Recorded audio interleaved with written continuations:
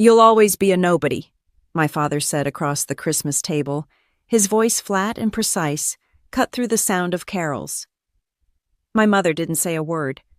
She just stared at her plate, her fork hovering above the mashed potatoes, pretending that if she didn't move, maybe the moment wouldn't exist. My brother Ethan smirked into his wineglass. I'd heard those words before, variations of them delivered in softer tones. But this time, they hit differently. Maybe because I'd stopped believing them. Or maybe because I already knew something they didn't. Before this dinner ended, the whole world would know my name. The fire crackled behind us, the scent of cinnamon and roasted apples wrapping the room in false warmth. Everything looked perfect, like something out of a holiday magazine garland draped across the mantel, golden lights blinking in rhythm with the Christmas playlist my mother insisted on. But beneath it all was the same script we'd been acting out for years. I was the family disappointment, and tonight they'd come to remind me of it. Ethan leaned back in his chair. "So Clara," he said, using the tone that always made my name sound like a punchline, "still running that little startup of yours. What was it called again? Aurelia sounds like a skincare brand." I smiled, cutting into my slice of apple pie. "Still running it," I said softly. "Still paying the bills." Dad chuckled, that dry managerial laugh that had silenced boardrooms and children alike. "Bills are one thing. Legacy is another. You used to have a real career." "What happened to that?" "I left it," I said. He arched an eyebrow. "You quit a partnership track job at Hayes Global to chase—" "What exactly?" "Apps, algorithms, fads. It's a fintech firm," I said, voice calm. "We use AI to optimize capital distribution for underserved markets." He waved a hand. "Buzzwords. Everyone's into AI these days." "It's a bubble, Clara." And bubbles burst. Across the table, my mother offered me a small, strained smile, the kind that said, "Please don't argue with him tonight." She had spent her whole life smoothing over my father's edges. I used to envy her patience. Now I just pitied it. "I like to think of it as building something sustainable," I said. Ethan snorted. "Sustainable failure, maybe." The words landed harder than I wanted them to. Not because I believed them, but because I'd heard them too often. They were the background noise of my childhood, a rhythm of disappointment disguised as advice. My father set down his fork. "You know, Clara," he began, leaning forward, elbows on the table, "there's a reason families like ours succeed. We follow structure, tradition, stability. You walked away from all that. You walked away from us." I looked at him. Really looked.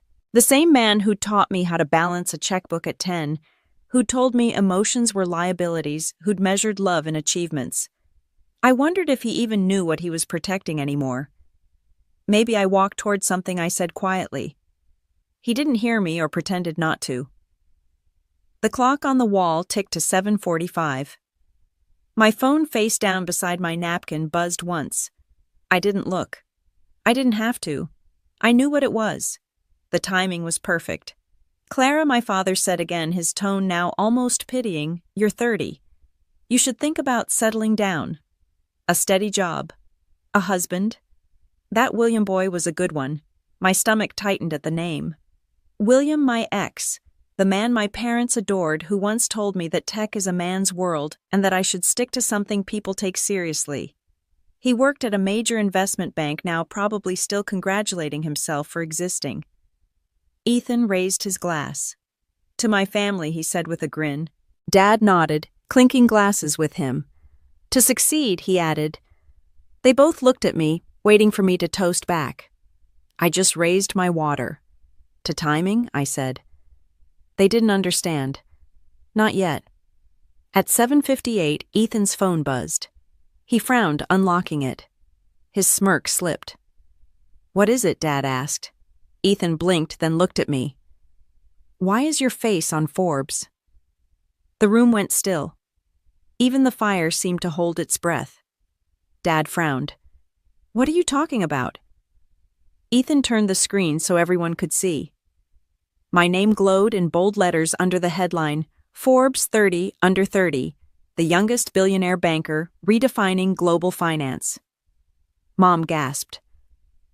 "Oh my God." Dad stared, eyes darting from the screen to me as if trying to reconcile the daughter he thought he knew with the woman sitting across from him. This must be a mistake. It's not, I said softly. They published it right on schedule. He stood. Schedule. I looked at my phone. Yes. They told me it would go live at 8 p.m. Eastern Time. I thought it might make dinner interesting. No one spoke. Mom's hand trembled as she reached for her glass. Clara, billionaire banker, Ethan was still scrolling, muttering numbers under his breath. Her company valuation, over $4 billion. How did you... I set my fork down. By doing exactly what you told me not to. Dad sat back down slowly. You bought into Hayes Bank. I bought controlling shares, I corrected. It was a strategic move. You might call it diversification. His lips parted, but no sound came out. I leaned forward, my tone still calm, even gentle. You see, Dad? You taught me everything about finance except imagination. You were building walls. I was building systems. The clock chimed 8. Outside snow began to fall soft and silent, covering the manicured lawn. Mom whispered, "Why didn't you tell us I met her eyes?" Because you never asked. You were too busy worrying about who I wasn't becoming to see who I already was. Ethan pushed his chair back abruptly and stood. This is insane, he muttered. Sit down, Dad said sharply, but his voice cracked halfway through the command. I rose instead, smoothing my blazer. Don't worry, I said. It's not payback. It's perspective. I started toward the door, pausing at the threshold. The golden light from the dining room stretched across the hallway, warm and deceptive. You know, I said, turning back, you always said I'd never be anybody. Turns out you were half right. I didn't become anybody. I became myself. The only sound was the faint hiss of the fireplace and the soft buzz of Ethan's phone as another headline broke across the screen. Meet Clara Hayes, the silent architect of modern banking. I stepped outside. The snow was falling harder now, blanketing the street in quiet white. I breathed it in, the kind of silence that doesn't ask for approval, it commands it. Behind me, the laughter, the criticism, the noise of that old life all faded into nothing. And for the first time, I realized I hadn't just changed my story. I'd ended theirs. The silence after the storm was louder than the words that caused it. By the time I woke up the next morning, my name was everywhere: Forbes, CNBC Business Insider, even a few gossip blogs trying to guess who my mystery billionaire boyfriend was. I didn't have one. I had algorithms, board meetings, and a very expensive espresso machine that didn't judge me. The world finally saw me, but the people who once told me I'd never be anyone couldn't even look at me. Maya. My assistant was already waiting in the lobby when I arrived. You've had 74 interview requests since sunrise, she said, handing me a tablet, and your parents have called 8 times. I stepped into the elevator, watching the floor numbers blink upward. And you didn't answer any of them? Of course not, she said. You told me not to. Good, I replied. Let's keep it that way. The elevator doors opened to the top floor of Aurelia Tower, my tower. A glass fortress overlooking the city skyline, where every meeting, every decision, every late-night calculation had built what they now called the future of modern banking. I still preferred to call it work. Maya followed me inside. The board wants a statement about last night. They're worried the family angle could look messy. I turned a small smile tugging at my lips. Messy sells Maya. People love a redemption arc. Let them read it like one. She hesitated, glancing at her tablet. You know they're going to ask about your father. He used to run Hayes Global. They'll connect the dots. I'm counting on it. I sat at my desk, opened my laptop, and watched the headlines multiply in real time. From disowned to dominant, Clara Hayes builds a billion-dollar empire. Another one read, she walked away from her family's fortune, now she owns the market they ignored. It was surreal watching years of quiet labor become a public spectacle overnight. Success has always been the loudest kind of silence. By noon, the calls had shifted from reporters to investors. Everyone wanted a meeting. Everyone wanted in. Everyone except the ones who mattered most. At exactly 1 o'clock, Maya poked her head through the door. "He's here," she said softly. "Who?" "Your brother." I closed my laptop slowly. "Send him in."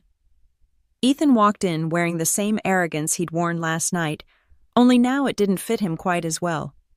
He looked smaller in the sharp light of the office. The same man who'd laughed at me over apple pie now stood surrounded by the empire he'd once dismissed as a hobby. So he said, forcing a grin, "This is what you've been hiding." I leaned back. "No, this is what you've been ignoring." He glanced around, his gaze landing on the view. "You've changed." "Have I asked? Or did you just never bother to look?" He exhaled sharply, rubbing the back of his neck. "Dad's not taking it well. He says you ambushed him. I didn't ambush anyone. I built something while you were all busy defining me by what I wasn't." "Clara, come on. He's our father." "Exactly. Which means he'll figure it out eventually. He's good with numbers. He just never calculated me into the equation." Ethan looked at the floor, his confidence unraveling. "Mom's been crying all morning." "She's cried before," I said quietly, usually after he finished lecturing me about how I was ruining my life. He opened his mouth, then closed it again. "They're scared, you know." "Of what?" "Of you," he admitted. "You made them look small." I studied him for a long moment. "No," I said finally. "They did that all on their own." The words hung in the air, heavy and clean. He didn't argue. He couldn't. When he left, the silence returned, steady grounding, the kind that no longer hurt. I turned back to my laptop. There was still work to do. By evening, the city had shifted from days gray to golden twilight. I stood by the window, coffee in hand, watching traffic thread through the streets like veins of light. Somewhere out there, people were reading about me, debating whether I deserved what I'd earned. I didn't care. They could speculate. I'd lived the data. Maya returned with updates. "You're trending #2 worldwide," she said. "Also, your father called the press vultures and declined interviews." "That's progress," I said dryly. "And your mother emailed a journalist asking them to remove the quote where you called yourself self-made." "Did she?" Maya nodded. "She said it made your father look unsupportive." I laughed, not bitterly but genuinely. He was unsupportive. That's the truth. Let it stand. Maya hesitated. "Clara, if I may ask, what does it feel like? What does that feel like to win?" I thought about it. Staring out at the glittering skyline. "It doesn't feel like winning," I said. "It feels like breathing for the first time." That night, I worked late, finalizing reports and responding to global partners. The phone buzzed again, this time a message from an unknown number, Dad. "We need to talk. Face to face, not as a family. As people who built something different." I stared at the message, unreadable. It wasn't an apology, but it wasn't silent either. I didn't reply. Not yet. When I finally shut my laptop, the city was quiet. I walked to the glass wall and pressed my hand against it. My reflection stared back, same dark eyes, same calm expression, but something deeper now. Strength without noise, power without permission. Somewhere below, a taxi horn echoed faintly. Life continued just as it always had. But for once, it moved at my pace. Before turning off the lights, I glanced at the framed quote above my desk, a line from an old mentor who'd believed in me before anyone else did. "Let them underestimate you. It's the cheapest fuel you'll ever find." I smiled. It has carried me this far. It would carry me farther still. As I stepped into the elevator, the reflection of the city followed me down, gold and glass, power and peace intertwined. Tomorrow the calls would start again. There would be interviews, offers, meetings, and maybe another message from my father. But tonight was mine. For the first time in years, I didn't need to prove a thing. The silence wasn't empty anymore. It was earned. It was freedom. It's funny how success makes people remember you. Old numbers light up your phone. Former classmates suddenly remember you existed. People who never asked how you were now start their messages with "so proud of you." The week after the Forbes article dropped, my inbox looked like a reunion of ghost voices from every chapter I'd long closed. The one name missing was my father's. He hadn't called again. Not after that first text. Not after the silence that followed. My mother sent one polite email, short, careful, written like a press release. "We're proud of you, Clara. Please take care of yourself. Love, Mom." No apology, no warmth, just a placeholder of emotion. But maybe that's what I'd expected all along. It had taken years to untangle myself from their version of me, the quiet daughter, the sensible one, the almost successful Hayes. Every memory felt like a footnote to someone else's story. But if I was going to keep climbing, I needed to face where that story began. It started as most things do, with being underestimated. When I was 12, my father hung Ethan's Little League medals in the living room.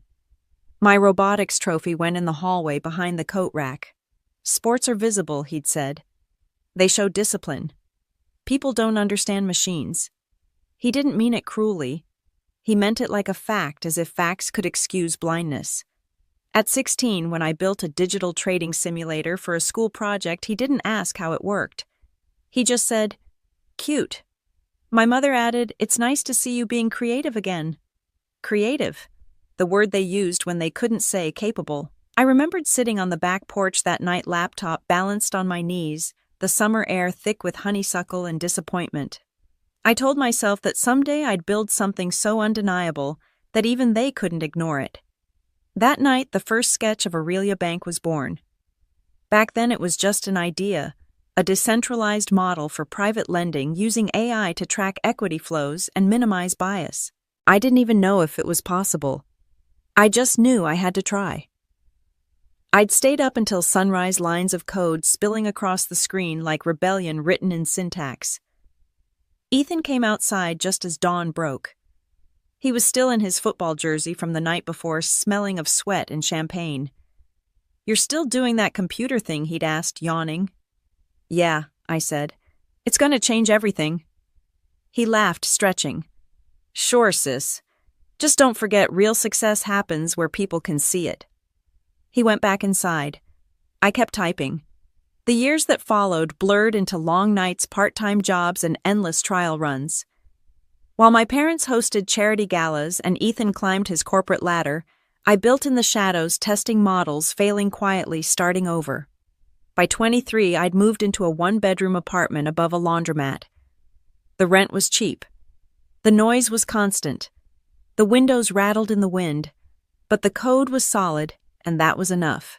Some nights, I'd sit by the window watching the city lights flicker below, whispering to myself like a mantra, "One day they'll see me. One day they'll know." And they did. But not in the way I imagined. When Aurelia's first prototype attracted a small round of angel investors, I'd called home. My father had answered. "I got funding," I said, barely containing my excitement. "From where?" he asked. 3 tech investors from California. They loved the concept." He paused. "How much?" 500,000. A long silence. Then, "You know that's not real money in the world of finance. Don't get carried away." That was the last time I tried to impress him. Now, standing in my office, years later, watching the sun dip behind the skyline, I realized something. I'd never needed his validation. I'd just mistaken it for love. Clara Maya's voice broke through my thoughts. "Sorry to interrupt. The Japanese delegation is here early. Do you want me to move your call with the London partners?" "No, keep it. I'll handle both." She hesitated. "You haven't taken a break in 3 days." "I'm fine," I said. "Just bring coffee." As the door closed behind her, I turned back to the glass wall. The city below glowed gold and electric, alive with everything I'd fought to build. It should have felt like victory. Instead, it felt like distance. Success has always been my language. But it was also my wall. Later that night, I found myself scrolling through old photos stored on a forgotten drive, birthdays, holidays, family dinners. Ethan in his graduation gown, my father shaking his hand. Me on the edge of the frame, smiling too wide as if proximity could equal belonging. There was one photo that stopped me cold at 12, holding a model of a small robotic arm. My father's shadow stretched across the wall behind me just out of frame.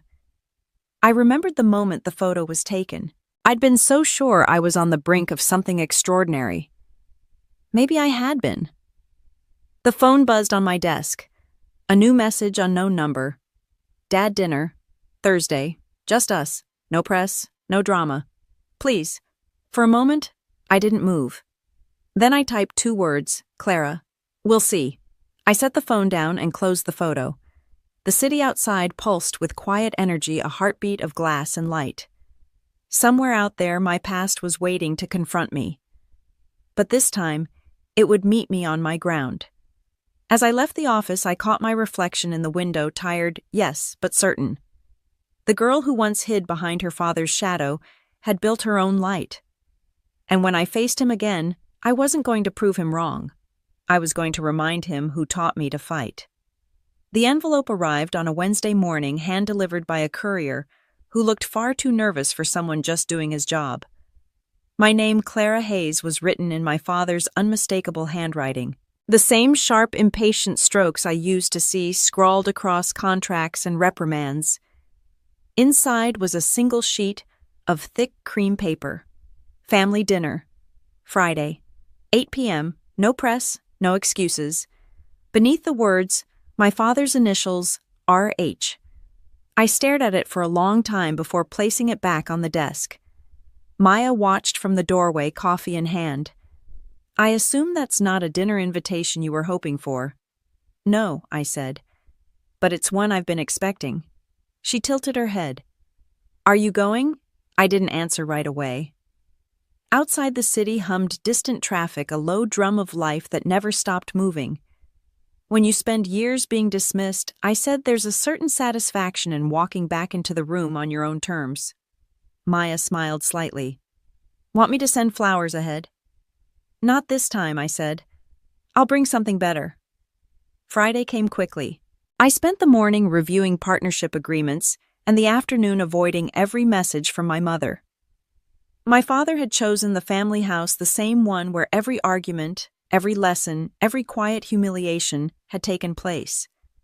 The house of rules, trophies, and cold dinners that always tasted like expectations. As the car turned down the long driveway, I saw the familiar oak trees lining the path, lights strung between them like a scene from an old movie. The house looked the same, white columns, symmetrical perfection, but it felt smaller now. Or maybe I'd just grown. The door opened before I knocked. My mother stood there, her expression soft but uncertain. Clara, she said, voice trembling slightly. You came. I said I might, I replied. She stepped aside. He's waiting in the dining room. The air inside smelled like roasted chicken and nostalgia. Everything gleamed, crystal glasses, silver forks, polished wood. My mother had always believed that presentation could fix anything. It never had. My father was at the head of the table, standing instead of sitting. He wore no tie, just a dark shirt and that familiar air of control. Clara, he said. Dad. We stood there, 2 generals who'd spent years fighting different wars. He gestured to the chair across from him. Sit, let's talk. I sat. The chair creaked under the weight of memory. He poured himself a glass of wine, then one for me. You've made quite the spectacle, he began. I'd call it an achievement, I said. His jaw tightened. You blindsided your family. You made us look human, I interrupted. That was long overdue. The words hung in the air. My mother flinched slightly, glancing between us. My father set his glass down. Do you enjoy embarrassing us? I didn't embarrass anyone, I said calmly. I succeeded. You just weren't paying attention. He leaned back, studying me as if I were a volatile stock. You could have come to me.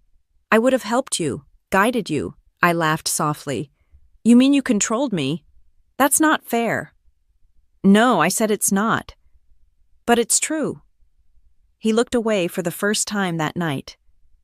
You don't understand what it's like to build a family legacy, to carry a name that means something.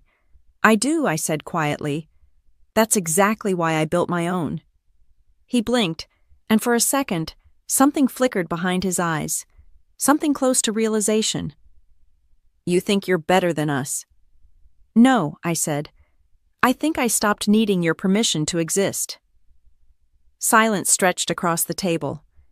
The old grandfather clock ticked in the background, counting down the seconds between who we were and who we'd become. My mother finally spoke. Your father isn't angry, Clara. He's proud. He just doesn't know how to say it. I'm not proud. My father snapped, then paused. I'm surprised. That's a start, I said. He frowned. You've changed. I had to, I said. You raised me to survive in boardrooms full of men who underestimated me. You just never expected I'd use those lessons against you. He almost smiled at that, almost. You've always been sharp. You just preferred me quiet. He sighed, rubbing his temples. What do you want? Clara, money. A seat on the board, recognition. I don't want anything, I said. That's the difference between us. You build to prove. I build to create. The air softened slightly. My mother reached across the table and touched my hand. You know, she said gently, he's been reading every article about you, even the foreign ones. He doesn't admit it, but he's impressed. Impressed, I repeated. That's almost affection. Don't push it, my father muttered, but the corners of his mouth twitched. For a brief moment, I saw him not the CEO, not the judge of my worth, but the man who once fixed my broken science fair project at midnight, muttering that I was too stubborn for my own good. That version of him had vanished for years. Maybe it hadn't died, just gone quiet. After dinner, I stood to leave. My father walked me to the door.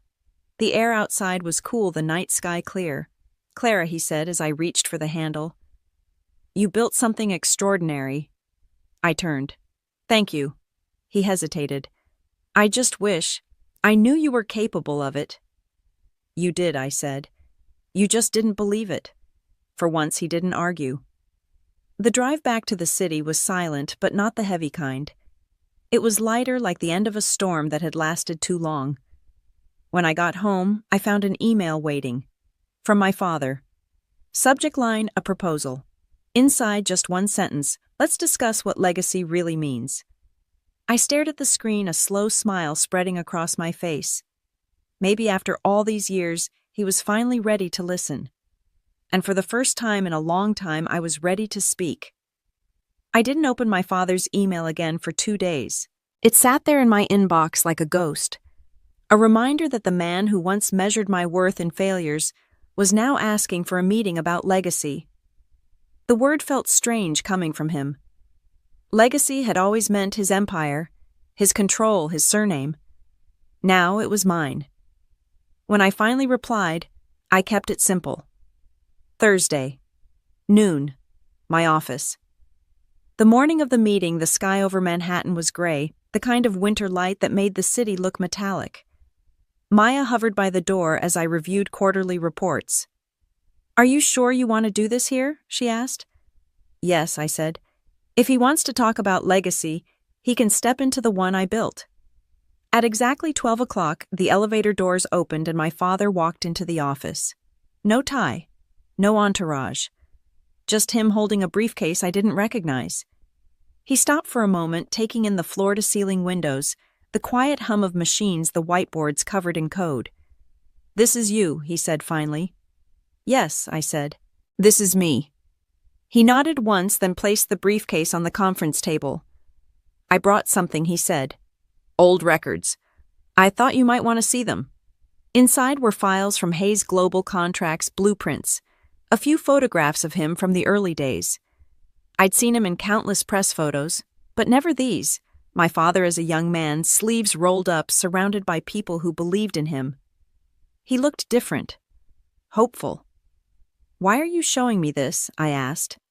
Because he said I forgot what it felt like to build something from nothing. You reminded me. It wasn't an apology. But it was closer than anything he'd ever said before. We sat across from each other at the long glass table. For once, there was no power dynamic, no corporate hierarchy. Just two builders trying to understand each other. He cleared his throat. I've been thinking about partnerships. There's potential for Hayes Global to expand its AI infrastructure. I thought I stopped him with a look. No, Dad. We're not merging. He frowned. Clara, this isn't about control. It's about combining strengths. You mean rewriting history, I said. You want the Hayes name tied to what I've built. That's not partnership, that's reclamation. The silence stretched. He exhaled slowly. You think I'm here to take credit? I think you've spent your life taking it, I said evenly. And now that you can't, you don't know who you are. He leaned back, eyes narrowing. You've become very good at making everything sound like a power play. I learned from the best. Something flickered across his face. Pride, regret. Maybe both. You've changed, he said quietly. No, I said. I just stopped shrinking. He looked away, studying the skyline. Do you ever wonder, he said finally, what it cost you, all this, the work, the walls, the loneliness? I hesitated. Every day. And was it worth it? I thought about the nights coding alone in my apartment, the mornings waking up to another rejection email, the family dinners that left bruises you couldn't see.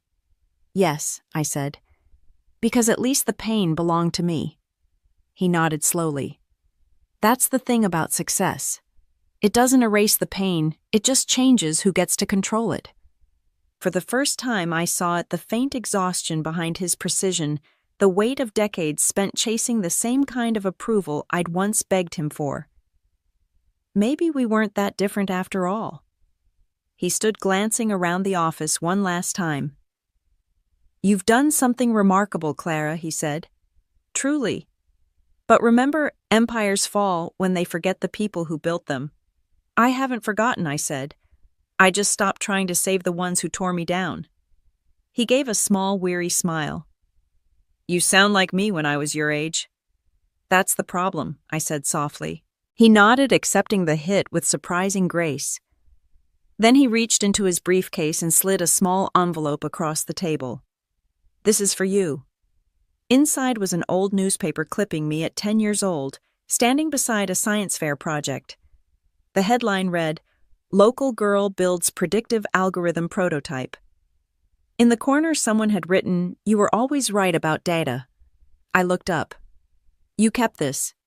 He met my eyes. I didn't understand it back then, but I do now. He turned to leave, pausing at the door. For what it's worth, Clara, you proved me wrong. That's something I can respect. The door closed behind him, leaving only the faint hum of the city below. I sat there for a long time, staring at the clipping. When Maya entered a few minutes later, I slid it across the table. What's this? She asked. A reminder, I said, that even the people who doubt you are part of the blueprint. She smiled. So, what now? Now, I said, glancing at the skyline. Now I build something he can't understand. She raised an eyebrow. Bigger no, I said. Better? Later that evening, as the sun dipped behind the glass towers, I stood by the window with the clipping still in my hand. The lights of the city reflected against the glass, infinite and untouchable. Recognition had a price. It always did. But for the first time, I wasn't the one paying it. Below, the streets buzzed with motion people chasing, climbing, fighting for a name. I'd spent my life doing the same. But somewhere between rejection and revolution, I'd realized something simple power isn't inherited. It's built. And tonight, as the city pulsed beneath me, I finally understood what legacy really meant. It wasn't about being remembered. It was about being undeniable. The invitation came in the most ironic way possible, a message from my mother's assistant, not from her. Family dinner. Saturday at 7. Your father insists. I almost laughed. Insists. That word had defined my entire childhood. Maya glanced at the screen as she handed me a report. Are you going? I haven't decided. You already have. She said, her tone half amused, half resigned. You'll go. You want them to see what they missed. Maybe she was right. But it wasn't about revenge anymore. It was about closure, the kind you can't buy or build. Saturday night arrived with its quiet chill. The winter air over Greenwich was sharp and cold. My driver slowed as we approached the house, all white pillars and manicured lawns like time had frozen itself in wealth. Inside, the same smells lingered: roast chicken, apple pie, candle wax. The same music hummed softly through hidden speakers. The same ghosts waited in every corner. My father was already seated at the table, his expression carved in granite. My mother fussed over the dishes, pretending not to see the tension. My sister Emma sat to the side, her hands folded tightly in her lap. "Clara," my father said, standing. "You came." "I said I might," I replied. He gestured toward the chair across from him. "Sit. Let's eat." I took my seat, slowly feeling every watchful gaze. The table gleamed beneath the chandelier's soft light, every fork aligned with military precision. I'd forgotten how oppressive perfection could feel. The first course was quiet, too quiet. Then my mother broke the silence. "Your company's doing very well," she said carefully. "We saw the article in the Wall Street Journal." "Thank you," I said, sipping my water. Emma's husband James wasn't there. "Small mercies." My father cleared his throat. "I've been thinking about our last conversation," he began. "About legacy. Here it comes," he continued. "I was wrong to dismiss you, wrong to think success only comes from tradition." It was the closest thing to an apology I'd ever heard from him. I waited, giving him the dignity of silence. He leaned forward. "But I do think we can learn from each other. Hayes Global." Could I held up a hand? "Stop." His jaw tightened. "Excuse me, I didn't come here for another pitch," I said. "I came here because I thought maybe for once we could have dinner without treating it like a board meeting." My mother's eyes flicked nervously between us. "Let's not do this," she whispered. "Please." But it was already happening. "I'm offering an opportunity," my father said. "No," I said calmly. "You're trying to rewrite the narrative. You want Hayes Global to look relevant again, and using my success is the easiest way to do that." He stared at me for a long moment. "You always assume the worst." "I learned from the best," I said quietly. The silence was sharp. My mother set down her fork, her hands trembling. "Can't you both stop?" she said softly. "Just for one night," I tried stopping, I said. "For years. It didn't change anything." Emma's voice broke in, suddenly trembling but steady. "Dad." "She's right." He turned sharply. "What?" "She's right," Emma repeated. "You never listened. You always dismissed her. You did it to me too, just in different ways. You think success is measured by control. It's not." My father's expression faltered. "Emma." "No," she said, standing. "You wanted us to be perfect so badly that you never noticed we were just trying to be enough." The room went still. Even the clock on the wall seemed to pause. My mother looked like she might cry. My father didn't move. His authority, so unshakable, so absolute, cracked at the edges. I looked at Emma. "You didn't have to say that." "I did," she said, her voice softer now. "Because you shouldn't have had to say it alone." The silence that followed wasn't angry. It was heavy, yes, but human. For the first time, the house felt real. My father exhaled slowly, his shoulders lowering. "I didn't mean to make you feel small," he said. "Any of you. You didn't mean to," I said gently. "But you did." He nodded once, looking older than I'd ever seen him. "Then maybe it's time I learn how to stop." Dinner continued quietly, awkwardly, but without the usual cold performance. There were no speeches, no lessons, no expectations, just the sound of forks on plates and the faint hum of the wind outside. When dessert came, my mother's apple pie, I almost laughed. It tasted the same as always, like nostalgia wrapped in guilt. As we finished, my father raised his glass. "To new beginnings," he said hesitantly. I lifted mine too. "To tell the truth," I added. After dinner, as I stood by the door putting on my coat, my father approached. "Clara," he said quietly. "Thank you for coming." "I didn't do it for you," I said. He smiled faintly. "I know. That's why it mattered." Outside, the air was crisp and clean. My car waited at the end of the drive, headlights cutting through the dark. I turned back once before leaving. Through the window I could see them, my family still sitting together. For once they weren't arguing, just sitting. Maybe the silence this time wasn't emptiness. Maybe it was understanding. As I stepped into the car, my phone buzzed. A message from Marcus Tokyo Investors confirmed. 10 billion valuation approved. I smiled, watching the old house disappear behind me. For the first time in years, the two worlds I'd built, the one I inherited and the one I created, finally stopped colliding. And I realized something my father never had. Legacy isn't about who remembers you. It's about what still grows after you're gone. The Monday after that uneasy dinner, my office was quiet, too quiet. Even the hum of the servers felt subdued. Maybe it was exhaustion, or maybe the weight of what had shifted inside that dining room was still echoing through me. I was halfway through reviewing a partnership proposal when Maya appeared at the door. "You have a visitor," she said carefully. I looked up. "Who?" She hesitated. "William." The name hit like cold water. My ex-fiancé, the man who once told me ambition was unattractive on a woman. "Send him in," I said, leaning back in my chair. He entered with that same overconfident stride I used to mistake for charm. His suit was sharp, his smile polished, but his eyes betrayed nerves. "Clara," he said, "you look incredible." "I always did," I replied. He chuckled awkwardly, still sharp-tongued.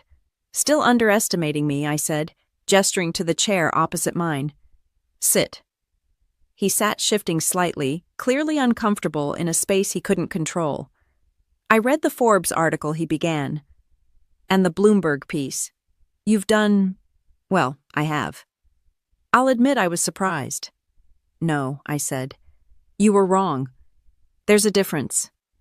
He winced, then smiled like he was trying to diffuse the tension. "Fair. Look, I didn't come here to rehash the past. I came because there might be a chance for us to stop," I interrupted. "If you're about to say work together, don't." He exhaled, frustrated. "You've changed. You keep saying that like it's an insult." "I mean it," he said. "You're harder now, colder. You used to believe in people." "I still do," I said, "just not in the ones who treated me like a project." He leaned forward. "Clara, I made a mistake. We were young and I didn't understand what you wanted." "Yes, you did," I said evenly. "You just didn't like that it wasn't you." He flinched. "That's not fair." "It's honest." He looked down, then back up. "I saw your father last week." My pulse tightened. "Why?" "He reached out to me," William said. "Asked if I'd consider consulting for Hayes Global's restructuring division. Said he wanted to bring in younger perspectives. Fresh minds." The irony almost made me laugh. "And you think telling me this will..." "What impressed me?" "No," he said quietly. "I thought you should know. He talked about you. Said you'd built something extraordinary. Said he wished he'd listened sooner." The words hung in the air, strange and heavy. "Do you believe him?" I asked. William shrugged.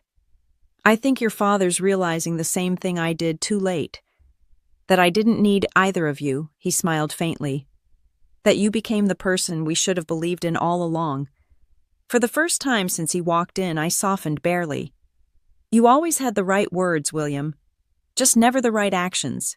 He nodded, standing slowly. "Maybe that's true. But if you ever decide to forgive me, I already did," I said. "The day I stopped caring what you thought."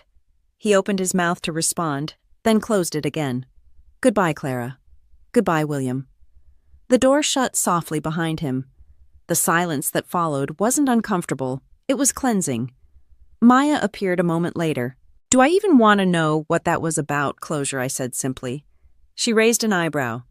"The expensive kind. The priceless kind." I turned back to my desk, but my mind wandered. My father reached out to William. My ex is suddenly trying to reconnect.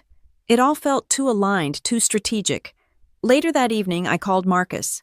"I need you to check something I said." He didn't ask questions. "What am I looking for, Hayes Global?" I said. "Specifically, any unusual financial movements in the last 2 weeks." He paused. "You think they're in trouble?" "I think they're desperate." By morning, he had the answer. Your instincts were right, Marcus said as soon as I walked in. Hayes Global is a hemorrhaging capital. They're offloading assets under shell firms. Trying to hide it, but it's messy. Liquidity issues, severe. If they don't secure a bailout soon, they'll be insolvent within a quarter. I stared out the window. My father built that company to last a century. Even monuments crumble, Marcus said, especially when they refuse to evolve. The news should have made me feel vindicated. It didn't. It just felt inevitable. That afternoon, a message appeared on my phone. Unknown number. Can we talk, Dad? I hesitated before replying.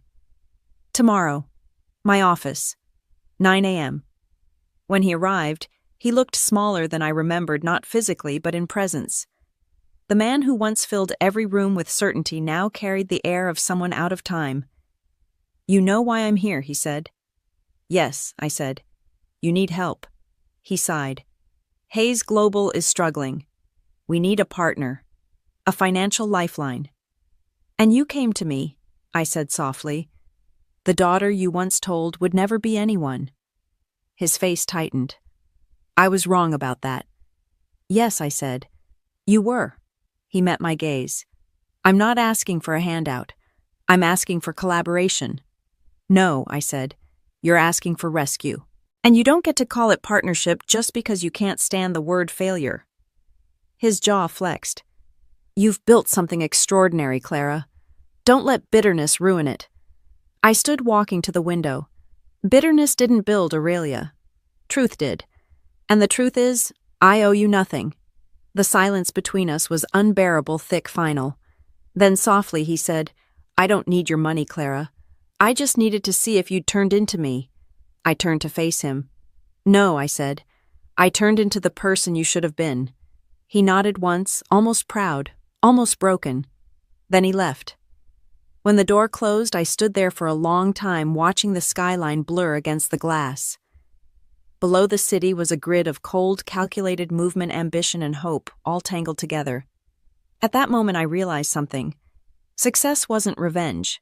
It wasn't power. It was freedom, the kind that comes when the people who once defined you can't touch you anymore. And for the first time, I was truly untouchable. 2 weeks after my father's visit, Aurelia Capital was busier than ever. The Forbes feature had created a relentless demand for my time. My inbox overflowed with invitations from panels, think tanks, even Harvard Business Review. Everyone suddenly wanted my voice on what I'd been building quietly for years. But one message stood out. Hayes Global request for acquisition discussion. I stared at the subject line for a long time. My father's company, once a symbol of everything I wasn't, was now asking for a meeting to discuss being acquired by mine. Maya noticed the look on my face. Good news or trouble? Both, I said. Set up the meeting, Thursday, 10 a.m. The day arrived with the kind of nervous energy you could feel in the air. The boardroom was prepped, sleek, minimal, silent. Marcus sat beside me, scrolling through data on his tablet. You sure you want to do this personally? He asked. Yes, I said. He built his legacy in that company. I'm going to watch him sell it. The door opened, and in walked my father, flanked by 2 Hayes Global executives.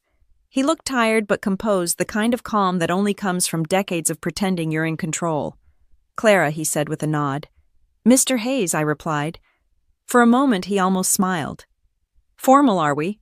It's a formal occasion, I said evenly. He took his seat. The men with him exchanged polite greetings, their eyes flicking nervously around the room. Marcus began the presentation. Aurelia is prepared to acquire Hayes Global's financial analytics division as well as the intellectual property associated with your data management systems. The offer is generous given your current position. My father's jaw tightened. Generous.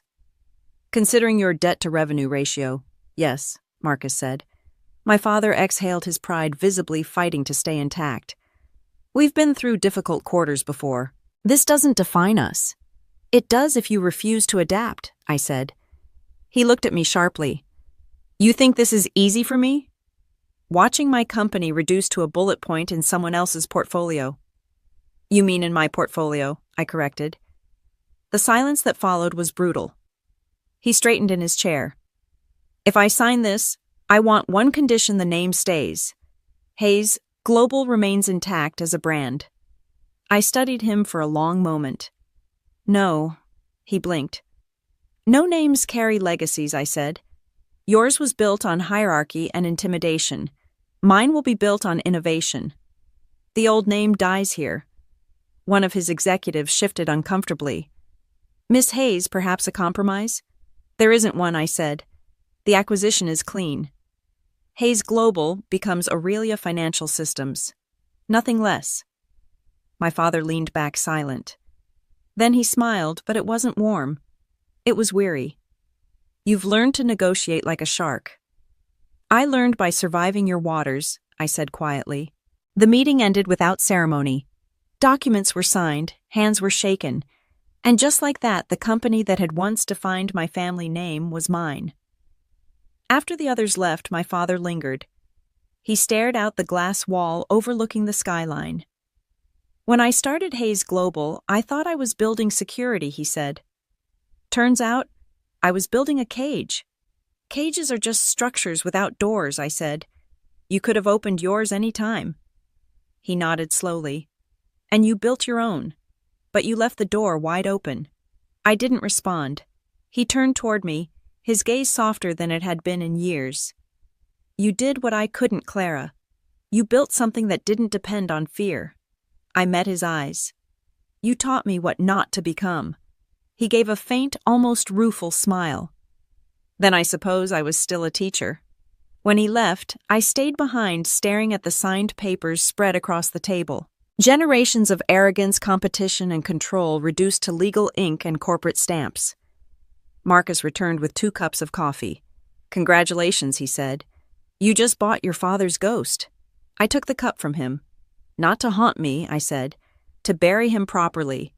He chuckled softly. You really are something else. Something else is the only thing worth being, I said. Later that evening, I drove out of the city for the first time in months. The old Hayes Global building sat like a monument, cold, lifeless, empty. I stepped out of the car and walked to the front doors. The brass letters that once read Hayes Global Consulting gleamed under the streetlights. With one firm motion, I loosened the bolts, holding the first letter in place. The metal groaned as it came free. H. I whispered, setting it gently on the ground. For history. One by one, the letters came down. By the time I finished, my hands were dirty, my coat dusted with age, but the wall was blank, ready for something new. When I returned to the car, Maya called. I just got word from the press, she said. They want a comment on the acquisition. What should I tell them? Tell them the future doesn't need the past's permission. As I drove away, the building faded into the darkness behind me. For the first time, it didn't look like home or failure. It looked like closure. And closure, I realized, was the purest form of revenge. The acquisition announcement hit the news before sunrise. By 8 a.m., it was everywhere: CNBC, Bloomberg, the New York Times. The headlines were merciless. Aurelia Capital acquires Hayes Global, daughter rescues father's legacy or erases it. By 9, my phone wouldn't stop ringing. Reporters, investors, old classmates pretending we'd been close. Even my mother called twice before I finally answered. Clara, she said, her voice trembling slightly. Your father hasn't spoken since the article came out. He'll be fine, I said. He survived worse. Maybe not this time. Something in her tone made me pause. What happened? He went into the office this morning, she said. But when he got there, the name was gone. They'd already changed the sign. He didn't expect that. I closed my eyes. I could still see the letters lying in the dust outside the old headquarters. I warned him, I said quietly. I know, she said. But knowing doesn't make it easier. There was silence on both ends of the line. Finally, she whispered, was it worth it? I didn't answer. That afternoon, Maya entered my office holding a stack of media requests. Everyone wants a statement, she said. Half the outlets are calling it a feminist triumph.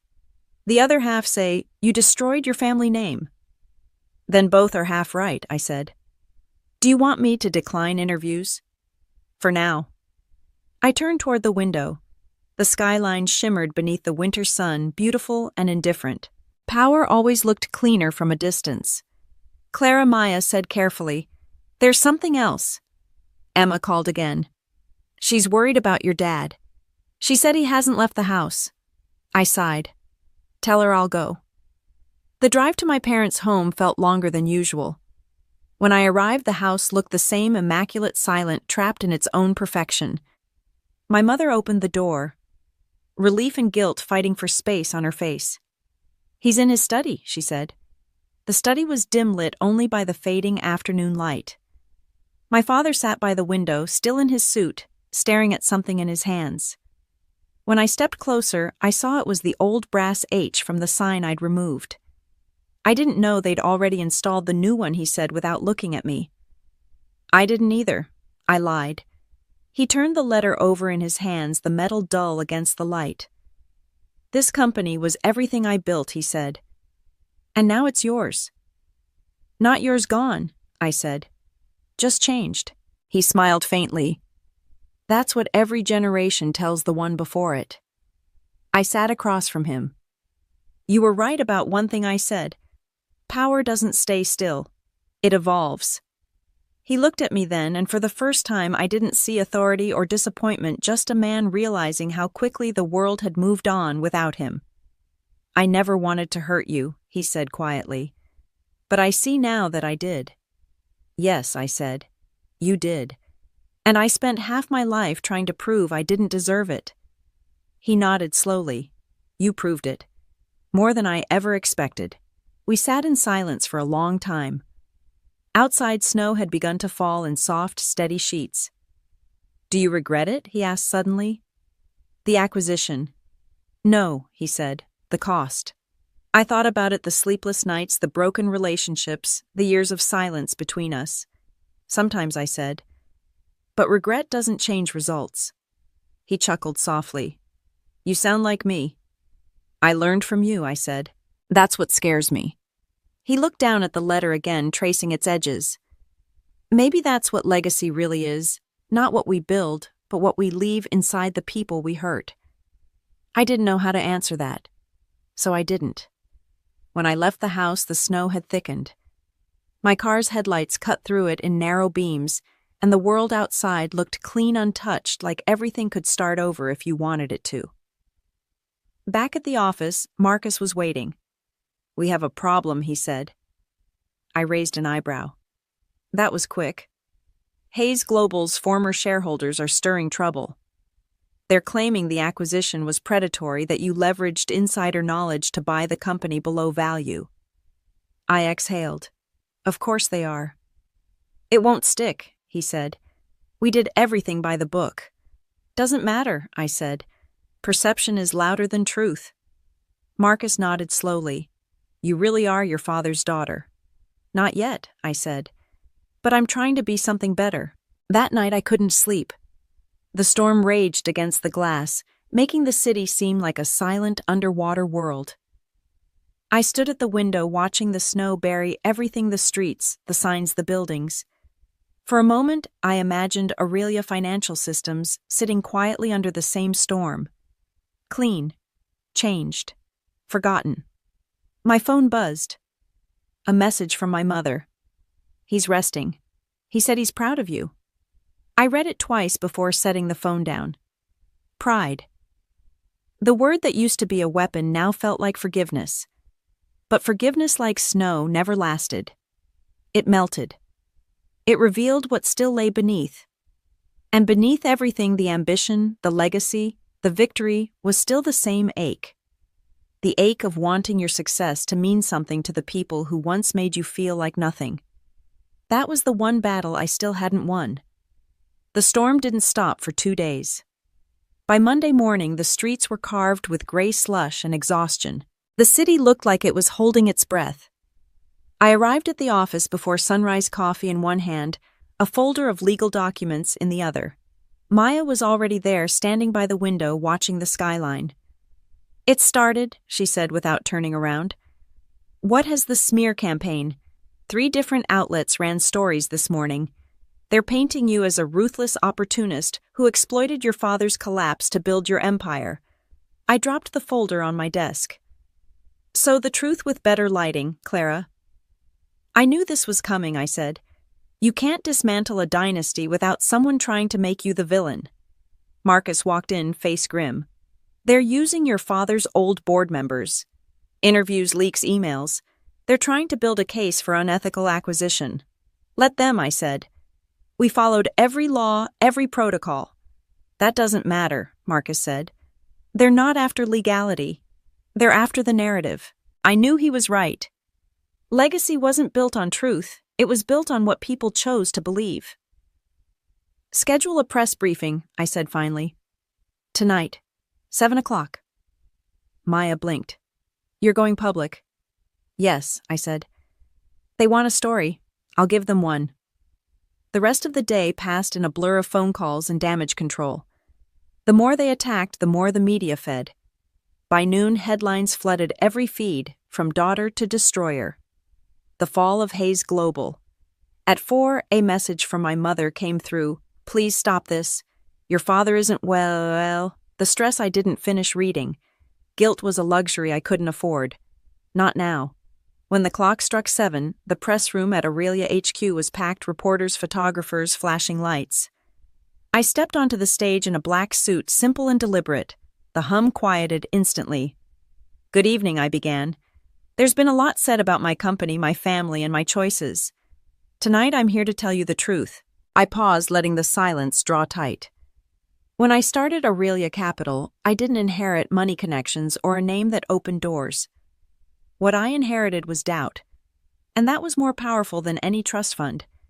Because doubt makes you build things no one believes in until they have to. A few heads nodded.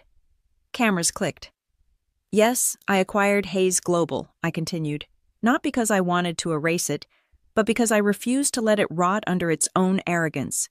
For decades, that company represented everything wrong with legacy entitlement, without innovation, hierarchy, without humanity. I didn't destroy it. I evolved it. The room rippled with quiet murmurs. My father taught me how to build. He also taught me how easy it is to lose yourself in what you build. I took those lessons and turned them into something living, something forward. If that makes me ruthless, so be it. I'd rather be called ruthless than irrelevant. I stopped again, looking out over the crowd. You can frame it however you want. A betrayal, a takeover, a revenge story. But here's the truth. Aurelia isn't my revenge. It's my redemption. The room was silent when I stepped away from the podium. By the time I reached my office, the live stream had already gone viral. Maya entered minutes later, her phone buzzing nonstop. It's everywhere, she said. The response is huge. Half are calling it iconic. The other half say, you just declared war on your own bloodline. Perfect, I said. Progress always divides people. But beneath the calm exterior, I could feel the tremor of something I hadn't let myself acknowledge the cost of all this. At 10 p.m., as the building emptied and the noise of the day faded, I sat alone in my office. The city lights blinked below like 1,000 tiny verdicts. Then my phone buzzed. A text from Emma. Come home. It's Dad. The world seemed to narrow to that one message. I didn't ask questions. I just ran. When I reached the house, the lights were on. The front door was open. My mother stood in the hallway, pale and shaking. He collapsed, she said. The doctor's upstairs. I climbed the stairs 2 at a time, heart pounding. My father lay in bed, breathing shallow but steady. The doctor turned to me. Stress-induced arrhythmia, he said. He'll recover, but he needs rest. No more shocks. I nodded, swallowing hard. When the room cleared, I sat beside him. For a long moment, I didn't speak. Finally, he opened his eyes. Clara. His voice was weak but steady. You didn't have to fight them all alone. I laughed softly. You trained me too. He managed a faint smile. Maybe that was the mistake. No, I said. It was the lesson. He looked at me for a long time. The press. I handled it. I know, he said. You always do. He reached for my hand, his skin cold but strong. When I was your age, I thought success meant being untouchable. I was wrong. It means being remembered. I squeezed his hand. Then you'll be remembered. He smiled faintly. So will you. Just don't forget who you are in the process. He drifted back to sleep. I stayed there for hours listening to the slow rhythm of his breathing, realizing that every war we'd fought had brought us here to a truce neither of us had expected but both desperately needed. When I finally stood to leave, my mother met me at the door. "You did what you had to," she said quietly. "I know," I whispered. "I just wish it didn't feel like winning." Outside, the snow had started again. The city glowed faintly in the distance, still awake, still hungry. By the time I got back to my apartment, my phone was filled with messages: praise, outrage, opportunity. The world kept moving, unstoppable. But for the first time in years, I didn't open a single one. I sat in silence watching the storm return. Somewhere between the flashes of lightning and the hum of the city below, I understood something my father had never said, but always knew. Success isn't the end of the story. It's the mirror that forces you to face the cost of every victory. And mine had never been cheap. 3 days after the press conference, the storm broke. The public had made up its mind. Half of America hailed me as the woman who rewrote corporate history. The other half called me the daughter who sold her father's soul for power. But what neither side knew was that behind the headlines something far more personal was unraveling. The night I got the call from my sister, I was in my office going over projections for our Tokyo expansion. Her voice trembled through the phone. "Clara, I need to talk to you. It's about Dad and the board." I closed the laptop. "What about them? They're furious. They want to push him out completely. Some of the old partners blame him for losing everything. They're planning to sue, and they think if they drag your name into it, it'll get them leverage." I leaned back, letting her words sink in. "They're coming after me. They're coming after both of you," she said. "And Dad doesn't even know yet." "Where are you?" "At the house. Stay there. I'm coming." When I arrived, the air outside the house felt electric thick with something that wasn't just winter. My father was sitting in his study again, the old H still on his desk, half buried under stacks of papers. He looked up when I entered, his eyes tired but sharp. "I know why you're here," he said. "Emma told me." "Then you know they're preparing legal action." He nodded slowly. "They'll do what they've always done, protect their pride, and call it justice." "I can stop this," I said. "I have the leverage, the capital, the lawyers. They won't touch you." He looked at me for a long moment, then shook his head. "You can't fight every battle, Clara. Some have to burn out on their own." "I'm not letting them destroy you," I said firmly. "Not after everything." He smiled faintly. "Funny. That's what I used to say about you." The silence between us carried the weight of years. "I never asked you to protect me," I said finally. "No," he replied. "You asked me to see you, and I didn't." His voice cracked slightly. "You were the only one in this family who ever scared me, not because you were reckless, but because you were relentless. You were everything I wanted to be, but couldn't." It was the first time he'd ever admitted fear. "Then let me do this," I said softly. "Let me fix what they broke." He looked away, his hand brushing over the brass letter on the desk. "If you do, make sure it's for you, not for me." That night I called Marcus. "Prepare a counteroffer," I said.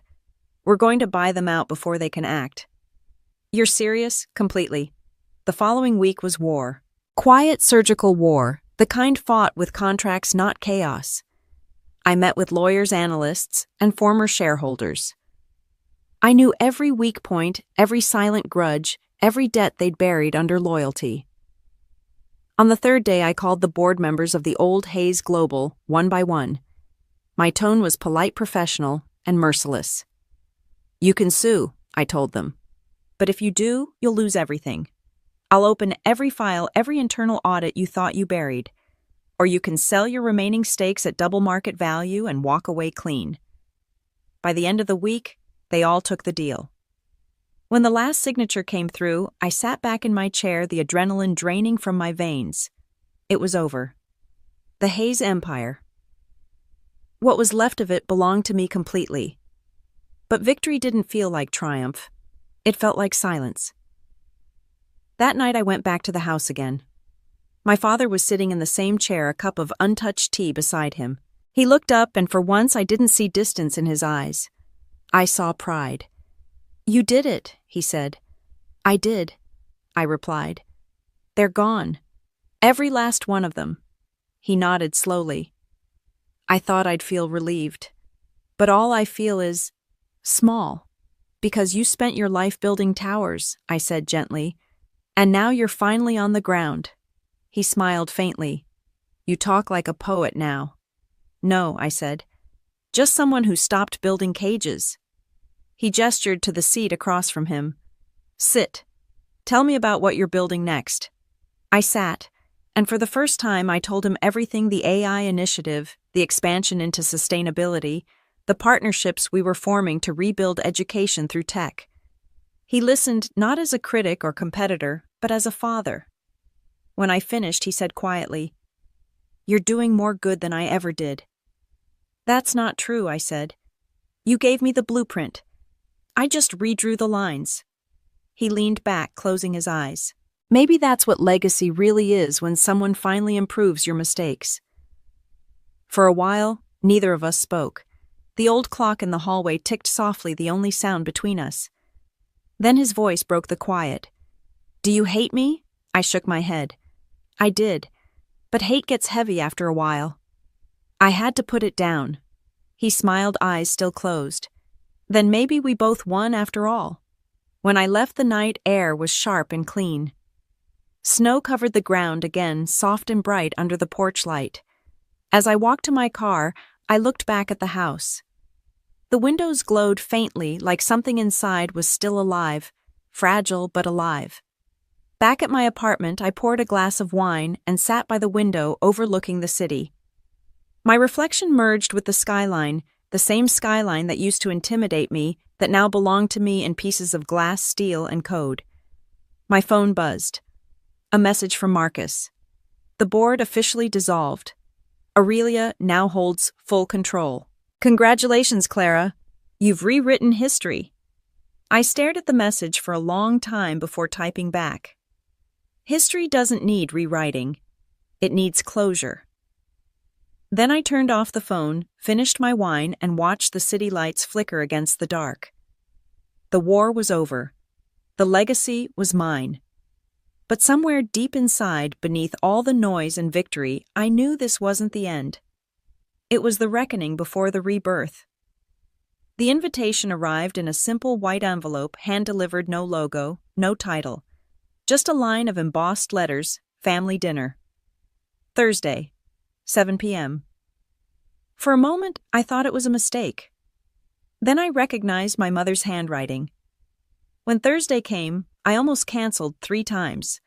My calendar was packed: meetings with investors in Singapore, a live CNBC segment, a gala invitation from the governor. But something in me, something small and quiet, knew I had to go. It wasn't an obligation. It wasn't forgiveness. It was closed. The house hadn't changed.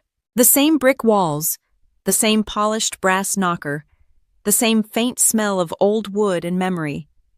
But the air was different, softer, somehow less sharp.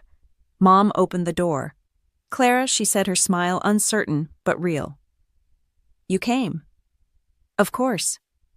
Inside, the dining table gleamed as it always had, though this time the setting was simpler. No crystal, no imported centerpieces, just roasted vegetables, a baked apple pie, and candles that flickered unevenly. My father was already seated at the head of the table. His suit was gone, replaced by a soft gray sweater.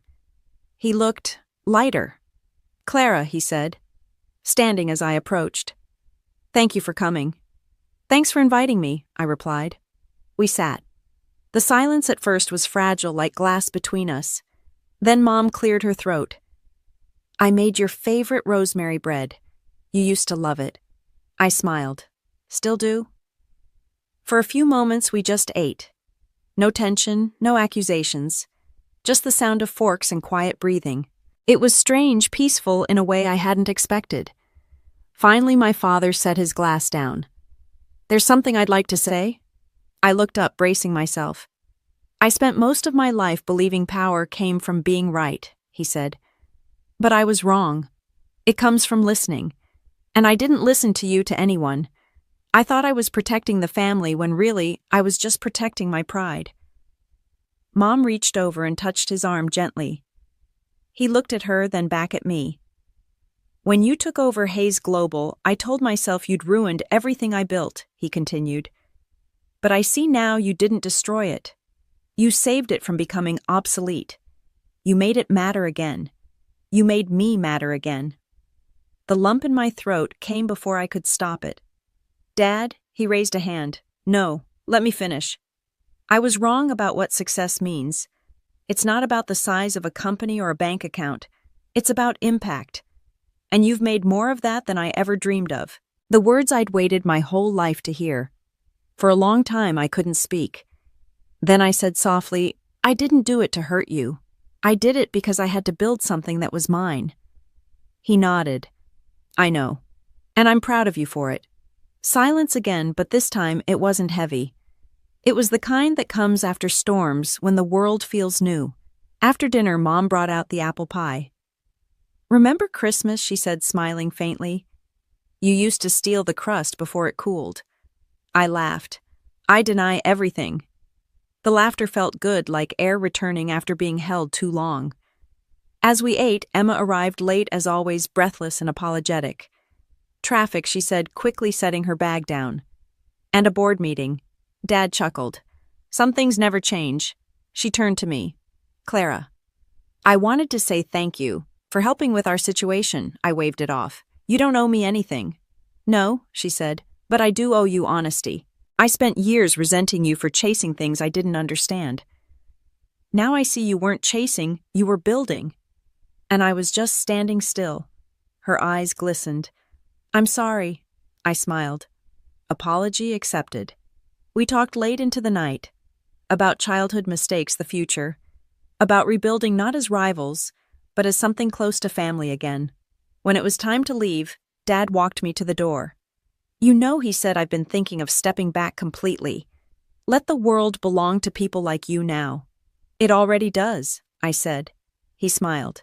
Good. Then maybe it's in better hands than I thought. The drive back to the city was quiet. Snow fell again, slow and soft, catching the light from passing cars. For once, I didn't think about numbers or markets or headlines. I just drove. When I reached Aurelia Tower, the building shimmered in the moonlight. My name on the glass no longer felt like proof, it just felt like a presence. Inside, Maya was waiting near the elevator. You're still here? I asked, surprised. She smiled. Just finished the final press release. Forbes wants a follow-up interview. Let them wait, I said. She tilted her head. You okay? I nodded. Yeah. For the first time, I actually am. I took the elevator to the top floor. My office was dark, the skyline glowing through the glass. I walked to the window and looked out at the city alive, restless, infinite. In the reflection, I could still see the girl I once was, the one sitting at a second-hand desk coding late into the night, trying to prove she was worth more than anyone believed. I whispered to her, "We did it." Then I turned away and looked at the framed Forbes cover hanging on the wall. Clara Hayes, the banker who built a billion-dollar future. I'd once thought that headline was my victory. Now it was just a milestone. On the desk lay a single handwritten note from my father. Pride doesn't build legacies, understanding does. I smiled. Outside the city pulsed alive with stories being written, dreams being built, people daring to begin. I turned off the lights and stepped out of the office, leaving it dark and quiet behind me. Tomorrow would bring new battles, new ambitions, new storms. But tonight was peaceful. And as I walked through the lobby, passing the golden letters spelling Aurelia Financial Systems, I thought of every voice that once told me I'd be nobody. They were wrong. I wasn't just somebody. I was the somebody who proved that even the quiet